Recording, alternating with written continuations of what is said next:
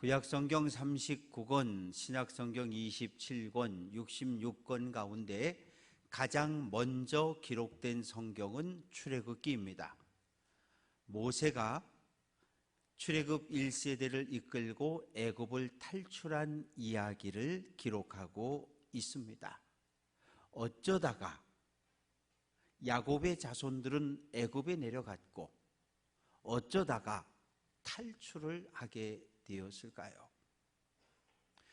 야곱의 11번째 아들이었던 요셉이 형들의 미움을 받아서 애굽에 팔려갔어요. 노예시장에 서 있던 요셉을 보디발이라고 하는 사람이 종으로 사서 갔고, 그래서 종살이 10년, 또 누명을 뒤집어 쓰고 감옥살이 3년. 그런데 늘 하나님이 주신 꿈을 붙잡고 살았습니다. 바로가 꾼 꿈을 아무도 해석하지 못했는데 요셉이 꿈을 해석했고 7년 풍년이 올 겁니다. 이어서 7년 흉년이 올 겁니다. 그래서 요셉이 애굽의 총리의 자리에 오르게 되고, 풍년 7년이 지나고 흉년 2년 되었을 때 가나안에 살고 있던 형들이 양식을 사러 내려오게 되고, 그래서 형제들과 만나게 됩니다. 죽은 줄 알고 살았던 요셉이 애굽의 총리가 되었다는 이야기를 듣고 기근을 피했으면 하고 온 가족이 애굽 땅으로 이주를 합니다. 정말 좋았지요. 왜? 국무총리 요셉의 가족이었으니까 VIP 대접을 받으면서 평안하게 살았습니다. 그냥 영원히 그럴 줄 알았어요. 자손들은 번성했고 한 나라를 세울 만큼 큰 숫자로 늘어났습니다. 그러나 애굽에 오래 살면서 점점점 하나님과의 약속을 잊어버렸고 하나님을 조금씩 잃어버리고 애굽의 문화, 애굽의 종교, 애굽의 우상들에게 동화되어 갔습니다. 요셉을 애굽의 국무총리로 세웠던 것은 중앙아시아 쪽에서 애굽을 공격하고 정복했던 힉소스 족속입니다. 그런데 시간이 흘러갔어요. 출애굽기 1장 8절을 보면 요셉을 알지 못하는 새 왕이 일어났다. 정권이 뒤집어졌습니다.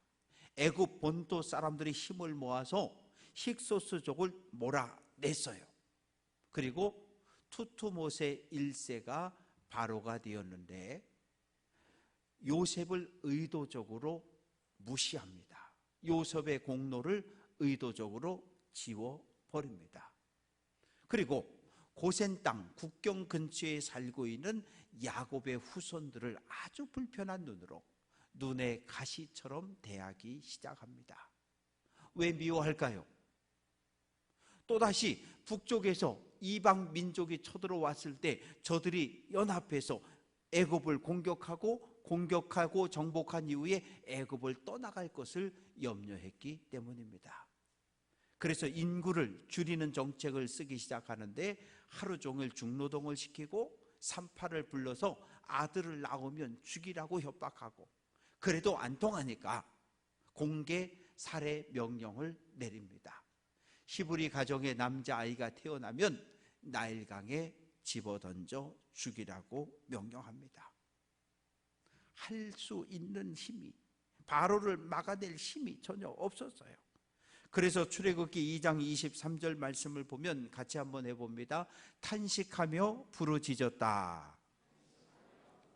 할 수 있는 일이 탄식하고 하나님을 향해서 하나님 살려달라고 부르짖는 것밖에 없었어요. 그런데 이 땅에서 올려드리는 탄식, 한숨소리, 신음소리를 하늘에서 하나님이 들으셨어요. 그리고 모세를 지도자로 세워줍니다. 모세가 바로 앞에 섰습니다. 하나님의 말씀입니다. 내 백성, 하나님의 백성을 애굽에서 해방시켜 달라고 말씀하십니다. 바로는 거절합니다. 그래서 하나님께서 애굽에 10가지 재앙을 쏟아붓습니다. 나일강이 피로 변했고 바로의 뒤를 이어서 애굽의 미래를 이끌어갈 바로의 장자가 죽임을 당합니다. 하나님의 10가지 재앙 앞에 애굽 사람들이 믿었던 수많은 신들은 어떠한 능력도 드러내지를 못합니다. 유월절을 지켰고 그리고 탈출 시작합니다. 430년을 살았는데 환송식도 없어요. 그냥 쫓겨나듯 쫓겨나왔습니다. 야곱의 자손만 나왔을까요? 그렇지 않아요. 출애굽기 12장 38절 수많은 잡족이 함께 했다. 잡족은 여러 가지 이유로 인해서 애굽에 끌려왔고 애굽의 가장 밑바닥 인생을 살았던 천민계급 하비류들을 이야기합니다. 하나님의 역사를 보니까 여기서 애굽에서 바로의 통치를 받으며 사는 것보다 애굽을 떠나는 것이 훨씬 좋을 것 같은 거예요. 바로의 통치를 받는 것이 싫고 애굽에서 종으로 사는 것이 싫었던 모든 사람들이 함께 야곱의 자손들을 따라 나왔습니다. 하나님이 홍해를 쫙 열어줬어요. 그래서 마른 땅을 걷듯이 홍해를 건넙니다. 2달을 걸어서 시내 광야에 도착을 했습니다. 하나님이 모세를 부르셨습니다. 모세야, 예 하나님, 내가 출애굽 1세대하고 언약을 맺으려고 그러는데 너희가 내 말을 잘 듣고 내 언약을 지키기만 하면 너희는 모든 민족 가운데 하나님의 소유가 된다, 이렇게 말씀을 하셨어요. 제안을 하시는 겁니다. 딱 한 가지 조건, 하나님의 말씀, 하나님과의 언약을 지키라는 거예요. 그래서 모세가 백성들을 불러 모아놓고 이야기합니다. 여러분, 하나님께서 말씀하셨습니다. 하나님과 언약을 맺고 하나님의 백성이 되면 하나님의 특별한 소유가 되고 제사장 나라가 되고 거룩한 백성이 될 수 있답니다. 어떻게 하시겠습니까? 만장일치로 하나님과 언약을 맺자고 말합니다. 그래서 모세가 하나님 앞에 나아가서 하나님, 백성들에게 하나님의 말씀을 전했는데 백성들이 모두 오케이 했어요. 언약을 맺재요. 언약은 하나님과 출애굽 1세대 사이에 맺어진 약속입니다. 오늘 우리는 수많은 약속을 합니다. 결혼도 약속이지요. 남자와 여자의 약속, 나와 너, 정당과 정당, 나라와 나라 사이에 수많은 약속들을 합니다. 그런데 말로 합니까? 아니요. 문서로 기록하고 사인하고 도장 찍고 공증하고. 하나님과 출애굽 1세대는 어떻게 언약을 맺었을까요? 소를 잡습니다. 소피를 받아서 반은 번제단에 뿌리고 반은 백성들에게 뿌리고 언약식을 체결합니다. 누구든 하나님이든 이스라엘 백성이든 이 언약을 깨면 소가 도살당해 죽은 것처럼 죽임을 당한다는 것이 언약의 내용입니다. 3일 후에 만나재요. 그러면 3일 후에 하나님을 만나려면 어떻게 해야 할까요? 모세가 산에서 내려와서 백성들에게 성결하라고 명령을 내립니다. 첫째, 백성들이 옷을 빨았습니다. 옷을 빨았다는 이야기는 땀이 전 옷을 물에 빨아 다시 입었다는 의미보다는 내가 지금까지 지은 죄악과 모든 악한 것들을 다 하나님 앞에 내어놓고 회개하는 시간을 가졌습니다. 결혼한 부부들은 3일 동안 부부관계를 맺지 않았습니다. 몸을 깨끗하게 하고 마음을 정결하게 함으로 하나님을 만날 준비를 했습니다. 하나님이 부어주시는 은혜, 하나님의 말씀을 받아들일 그런 마음의 자세들을 갖추었어요. 하나님이 시내산에 임재하십니다. 연기가, 구름이, 어둠이, 그리고 불꽃이 번쩍번쩍하는 가운데 하나님께서 내려오셨어요. 그리고 오늘 하나님께서 출애굽 1세대에게 말씀하십니다.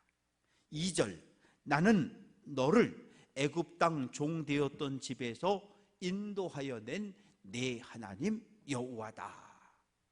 하나님이 자기 선언을 하시는 거예요. 그래서 칼빈은 이 2절을 십계명의 서문이라고 표현을 합니다. 하나님께서 출애굽 1세대에게 어떤 은혜를 베풀으시는지 먼저 이야기하시는 거예요. 애굽에서 하루 종일 노역에 시달리고 있던 너희를 내가 탈출시켜 주었다. 바로의 통치를 받던 바로의 종에서 너희를 해방시켜서 자유를 너희에게 찾아 주었다고 이야기를 합니다.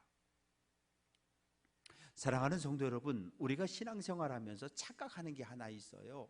그 뭐냐면 우리가 하나님을 위해서 예배 열심히 참석하고 헌신하고 봉사하고 전도하면 전도했기 때문에 하나님이 우리에게 복을 주셨다. 그거 아니에요.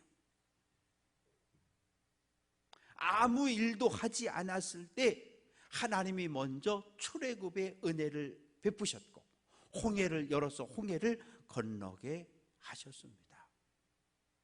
이 출애굽 1세대가 받았던 동일한 은혜를 오늘 우리들이 경험한 거예요. 로마서 6장 8절 같이 한번 해봅니다. 우리가 아직 죄인 되었을 때에, 우리가 하나님을 몰라요? 하나님의 은혜를 몰라요? 우리가 죄인으로 있어요? 악을 행하고 있어요? 죄에 매여 살아요? 그랬을 때에 하나님께서 그리스도를 우리에게 보내셨고 십자가에 못 박아 죽임으로 우리의 모든 죄를 용서해 주셨다고 말합니다. 하나님의 은혜가 우리가 죄인으로 있을 때 이미 먼저 임한 거예요. 하나님의 은혜를 우리가 먼저 받은 거예요. 하나님의 은혜를 경험한 우리를 향해서 주 예수를 믿으라, 그리하면 너와 내 집이 구원을 얻는다고 말씀하십니다. 예배와 기도, 찬양과 헌금, 봉사, 전도, 이 모든 것은 하나님께 받은 은혜에 대한 감사의 표현입니다. 너희는 누구입니까? 출애굽 1세대입니다. 야곱의 자손 더하기 수많은 잡족, 출애굽 1세대가 이스라엘로 바뀌는 거예요. 하나님, 이스라 다스림을 받다. 하나님의 다스림을 받는 신앙 공동체, 하나님의 말씀에 철저하게 순종하는 언약 공동체로 변화가 된 거예요. 이스라엘은 민족 개념이 아니라 이스라엘은 믿음, 신앙의 공동체입니다. 하나님만을 섬기겠다고 약속했던 이스라엘에게 주어진 말씀이 십계명입니다. 그래서 오늘도 우리는 이 십계명을 우리 마음판에 새기고 살아갑니다. 너희는 나 외에 다른 신을 두지 말라고 명령을 합니다. 나 외에, 이 말의 의미는 하나님보다 우선하는 것, 하나님 대신할 수 있는 그 어떠한 신도 섬기면 안 된다는 명령이에요. 애굽 사람들은 많은 신을 섬겼습니다. 나일강의 신 하피, 곤충의 신 케페르, 가축의 신 아피스, 의학의 신 이모텝, 하늘의 여신 누트, 곡식의 신 셋, 태양신 라를 섬겼습니다. 바로는 태양신 라의 살아있는 아들로 또 신으로 숭배를 했습니다. 마틴 루터는 우리 마음을 빼앗는 것, 그것을 우상이라고 말해요. 우리 머리, 우리 생각을 가득 채우고 있는 것, 그것을 우상이라고 표현을 합니다. 우리 조상들, 우리가 예수 믿기 이전의 모습을 돌아보면 금방 알 수 있어요. 지금은 몸이 아프면 병원 가잖아요. 옛날에 몸이 아프면 무당 불러다 구술했어요. 그리고 우리 조상들은 산속 깊은 곳에 사찰을 찾아가서 거기서 불공을 드렸고, 무당 불러다 굿하고, 온갖 얼마나 많은 귀신들을 섬겼는지 몰라요. 그렇게 살았던 우리 민족인데, 우리들인데, 하나님의 은혜를 경험한 이후에 우리가 하나씩 둘씩 다 끊어버린 거예요. 우상 숭배하던 것들을 끊어버리고, 몸을 해롭게 하는 술도 끊고 담배도 끊고 하나하나 끊어버리는 겁니다. 그런데 완전히 끊어버리질 못한 게 이게 문제인 거예요. 갈멜산에 엘리야가 섰습니다. 바알 제사장들 850명 섰습니다. 아합 왕과 백성들이 섰습니다. 엘리야가 백성들을 향해 외칩니다. 너희가 어느 때까지 하나님과 바알 사이에서 머뭇하려느냐. 당시 이스라엘 백성들은 하나님을 섬겼어요. 그리고 바알 신전을 찾아가서 바알에게도 엎드려 절을 했어요. 가운데 서서 하나님한테 갔다가 우상한테 갔다가 왔다 갔다 머뭇 이것을 겸하여 섬긴다, 우상이라고 말합니다. 우리는 안 되는 거예요. 다른 사람이 어떻게 하든지 말든지 상관없이 하나님만 믿기로 결심한 예수를 내 인생의 주인으로 영접한 하나님의 백성된 우리는 하나님 외에 다른 신에게 눈을 돌리면 안 돼요. 마음을 빼앗기고 눈길을 줄 때 그것을 성경은, 하나님은 우상 숭배라고 책망을 합니다. 4절, 너를 위하여 새긴 우상을 만들지 말고 또 위로 하늘에 있는 것이나 아래로 땅에 있는 것이나 땅 아래 물속에 있는 것에 어떤 형상도 만들지 말라. 이 땅에 있는 모든 우상들은 형상을 가지고 있어요. 바알은 황소, 다곤은 독수리. 우상은 형상을 가지고 있어요. 무당집을 간 적이 있어요. 뭐 불상도 있고 달마도 있고 이렇게 상이 3개가 있는데, 무당이 교회 등록하면서 교회를 나오기로 했는데 그걸 좀 와서 치워줬으면 좋겠다고, 뭐 빨갛게 하얗게 뭐 빨갛게 노랗게 페인트 칠을 해놨으니까 저게 무거운 줄 알았죠. 그래서 힘을 딱 주고 들었더니 되게 가벼워요. 뭘로 만들었지? 나오다가 그만 문틀에 꽝 때려가지고 귀퉁이가 깨졌는데 보니까 석고예요. 요즘 우상이 그런 거예요.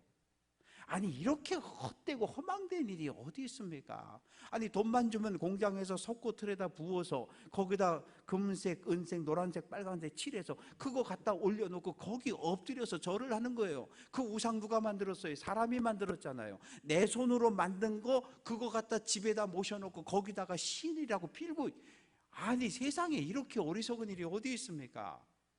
그 형상을 내가 만들었으면 내가 창조자고, 이 형상은 피조물이잖아요. 세상에 피조물이 창조자를 섬기는 거지, 창조자가 피조물에게 무릎 꿇는 이걸 성경은 안 된다는 거예요. 헛된 일이라고 말씀을 하십니다. 신명기 4장 12절, 여호와께서 불길 중에서 너희에게 말씀하시되 음성뿐이므로 너희가 그 말소리만 듣고, 같이 한번 해봅니다. 형상은 보지 못했다. 하나님이 시내산에서 하나님이 하늘에서 시내산에 내려오셨어요. 분명히 내려오셨어요. 그런데 구름과 어둠과 안개와 불, 그 가운데 하나님께서 음성으로 말씀하셨거든요. 모세도 장로들도 백성들도 어느 누구도 하나님의 모습을 보지 못했어요. 왜? 하나님이 안 보여줬으니까. 요한복음 1장 18절, 본래 하나님을 본 사람이 없다. 성경은 하나님을 본 사람이 없다, 하나님을 볼 수 없다고 이야기하는데, 제가 어제 하나님을 봤습니다. 100% 거짓말쟁이입니다. 정신이 이상하거나 거짓말쟁이에요. 그런데 하나님을 봤다 그러면 막 쫓아가요. 우리가 그렇게 어리석어요. 조금만 성경을, 진리를 마음판에 새기고 있으면 알 수 있는데 우리가 그렇게 어리석습니다. 애굽 사람들이 섬겼던 많은 신들은 모두 형상을 가지고 있어요. 출산의 신 헤케트는 개구리의 형상을, 풍요의 신 아피스는 황소의 모습을 가지고 있어요. 이스라엘 백성들이 애굽에 살면서 애굽 사람들이 섬겼던 신을 봤어요. 그리고 가끔은 그 신전에 가서 엎드려 절을 했어요. 하나님이 모세를 부르십니다. 모세야, 너 올라와라. 그래서 시내산에 올라갔어요. 40일이 지나도 안 내려와요. 그러니까 밑에서 백성들이 시내산을 쳐다보다가 아무래도 모세가 죽은 것 같다, 아무래도 모세가 하나님께 벌을 받은 것 같다, 아론에게 몰려와서 협박을 합니다. 모세가 죽은 것 같으니 우리를 인도할 신을 만들어내라. 그래서 만들어진 게 뭡니까? 금송아지예요. 송아지의 형상을 만들어 놓고 모세가 시내산에서 내려오는데 번제를 드리고 화목제를 드리고 마시고 먹고 일어나서 들고 뛰고 춤을 추며 우상을 숭배합니다. 5절, 우상에게 절하지 말며 그것을 섬기지 말라. 절한다는 것은 예배한다는 의미입니다. 다른 신에게 절하는 행위는 마음으로 존경한다는 의미가 되는 거지요. 우상을 섬기지 말라고 이야기합니다. 누군가를 섬긴다는 이야기는 그 사람의 종이 되었다, 노예가 되었다는 거예요. 애굽에 있을 땐 바로를 섬겼습니다. 왜? 바로의 종이었기 때문에.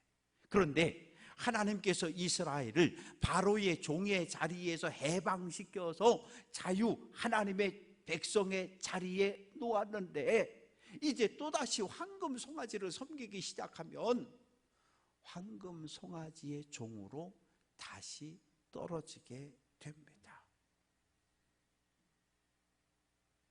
5절은 내 하나님 여호와는 질투하는 하나님이시다. 이 질투라고 하는 단어는 어디에 사용하는 단어일까요? 연인들 사이에 사용하는 단어예요. 결혼을 약속한 두 남녀가 길을 걸어가는데 남자가 다른 여인에게 눈길을 주면 꼬집잖아요. 걸어가는데 잘생긴 남자가 나타났을 때 여자친구가 눈길을 살짝 주면 화를 내잖아요. 그게 질투하는 거예요. 왜? 사랑하기 때문에 질투하는 겁니다. 연인 사이에, 부부 사이에 적용되어지는 단어가 질투라고 하는 단어예요. 하나님은 왜 질투합니까? 호시아 2장 19절, 내가 하나님이 내게 이스라엘에게 장가들었다, 이렇게 말씀하셔요. 이스라엘은 신부고 하나님은 신랑인데, 신랑인 하나님께서 신부된 이스라엘에게 장가를 들어서 부부가 되었다는 거예요. 결혼 예식의 약속은 무엇입니까? 결혼하기 전에는 미스터 김이 미스터 리, 미스 박을 사귀어도 그래도 문제가 안 돼요. 그러나 결혼식장 딱 들어와서 결혼 예식이 끝나서 나가는 그 순간부터는 미스 리 외에 다른 여자에게 눈길을 주면 그건 안 되는 거예요. 왜? 결혼의 약속을 깨는 거예요. 미스터 김 외에 다른 남자에게 눈길을 주고 마음을 뺏기면 그거를 질투하는 건 당연한 거예요. 그건 안 되는 거예요. 결혼의 약속을 깨는 거기 때문에. 그런데 약속을 누가 깼어요? 하나님? 아니요. 하나님은 한결같으셔요. 한결같은 마음, 한결같은 눈으로 이스라엘을 바라보고 계시는데, 신부된 아내된 이스라엘이 결혼의 약속을 깨버렸어요. 하나님을 등 뒤로 하고 바알 신전으로 달려가 바알이여 바알이여 엎드려 절하는. 그래서 하나님은 질투하시는 거예요. 왜? 사랑하니까. 만약에 하나님이 이스라엘 백성들을 사랑하지 않으면 질투하실 이유가 없어요. 사랑 안 하는데. 사랑의 반대말은 무관심입니다. 하나님이 그냥 가만 내버려 두면 돼요. 너 하고 싶은 대로 해, 너 하고 싶은 대로 해, 내버려 두면 돼요. 그러면 망하는 거니까. 그런데 하나님은 사랑하시기 때문에 선지자를 보내고 예언자를 보내서 회개하십시오, 여호와께로 돌아오십시오, 하나님의 말씀에 순종하라고 외치고 있습니다. 끝내 돌아오지 않으면 하나님이 매로 때리고 심판하겠다고 선언하는데, 아버지에게서 아들에게로 3, 4대까지 심판을 한다는 거예요. 그런데 성경의 원칙은 연좌제 금지입니다. 아버지는 아버지의 죄값으로 심판받고 아들은 아들의 죄값으로 심판받는 게 성경의 원칙이에요. 아들이 죄를 지었는데 아버지가 대신 벌 받는 거 없어요. 아버지가 죄를 지었는데 아들이 그 죄를 떠안는 거, 그런 거 없어요. 그럼 3, 4대 이해가 잘 안 되죠. 왜? 지금 한 가정에 3, 4대가 사는 집이 거의 없어요. 3, 4대가 사는 집이 없어요. 그런데 성경에 기록되어졌을 때 50년 전, 40년 전 우리나라도 3대, 4대가 함께 살았어요. 3대, 4대가. 그런데 할아버지의 나쁜 영향력이 어디까지 3대, 4대까지 흘러가는 거 보셨잖아요. 할아버지가 아침부터 저녁까지 하루 종일 술 마시고 가서 도박하고 마작하고, 그것을 아들뿐 아니라 손주들까지 그걸 보고 크는 거예요. 그러면 어떻게 되는 거예요? 그 나쁜 영향력이 3대, 4대까지 가는 거예요. 그랬을 경우 한 집안이, 공동체가 심판을 받는다는 이야기예요. 그런데 6절 말씀 보면 나를 사랑하고 내 계명을 지키는 자에게 1000대까지 은혜를 베푸신다. 1000대. 하나님을 사랑한다는 것을 우리는 무엇으로 표현할 수 있습니까? 예배 열심히 참석하는 것, 기도 오래 하는 것? 요한일서 5장 3절은 하나님을 사랑하는 것은 이것이니, 같이 한번 해볼게요. 우리가 하나님의 계명을 지킨다. 하나님을 사랑하는 사람은 하나님의 말씀에 순종하고 하나님이 주신 계명을 지켜 행하는 사람입니다. 10계명은 하지 말라는 게 많아요. 두지 말라, 하지 말라, 만들지 말라, 말라는 강한 부정이에요. 결코 절대로 하면 안 된다. 이것이 말라라고 하는 표현입니다. 바로의 백성으로 있을 땐 시키는 일을 하면 되고 종으로 살면 돼요. 그러나 하나님의 백성이 되었으면 하나님 백성답게 거룩하게 성결하게 하나님의 백성으로 살아야 한다고 말씀하십니다. 오늘 우리 문제는 무엇입니까? 출애굽 1세대가 바로의 종에서 하나님의 거룩한 백성으로 변화되었지만 여전히 애굽에서의 삶을 끊어내지 못하고 사는 것처럼, 우상 숭배하던 우리에게 하나님의 은혜가 임했고 하나님의 거룩한 백성이 되었지만 여전히 우리는 과거를 끊어내지 못했어요. 이것이 오늘 우리의 문제입니다. 하나님의 백성, 성도라고 하는 이름을 가졌다면 그 성도라는 이름에 맞는 거룩하고 성결하고 진실한 삶을 살아낼 수 있어야 합니다. 3대, 4대하고 1000대하고는 이거 비교 불가. 비교가 안 돼요. 하나님의 말씀에 불순종해서 죄를 지으면 한 공동체, 가정이라는 공동체가 심판을 받지만 하나님의 말씀에 순종하고 살아가면 1000대, 1000명이 넘는 많은 자녀손들이 복을 받는다고 말씀을 하십니다. 하나님의 관심은 3, 4대를 심판하는 것이 아니라 하나님의 관심은 1000대까지 하나님의 은혜가 흘러가는 데 있습니다. 사랑하는 성도 여러분, 오늘 우리의 생각, 우리의 마음을 가득 채우고 있는 것은 무엇입니까? 우리 마음에 오직 예수 그리스도 한 분을 주인으로 모시고 살아가는 귀한 성도 되시기를 주님의 이름으로 축원합니다. 하나님이 우리를 너무너무 사랑하시기 때문에 우리가 하나님에게서 벗어나면 질투하시고 때로 매로 때리시고 훈계하시는 분이십니다. 주님이 계셔야 하는 이 자리에, 성령이 계셔야 할 이 자리에 그 어떤 다른 신도 용납하면 안 됩니다. 믿음은 무엇입니까? 하나님을 향한 신실한 마음, 하나님을 향한 한결같은 충성이 믿음입니다. 바라고 소망하는 것은 자손 1000대까지 은혜를 베풀어 준다고 하는 이 말씀을 꼭 붙잡고 믿음의 길을 잘 달려갈 수 있는 귀한 성도들 될 수 있기를 주님의 이름으로 축원합니다.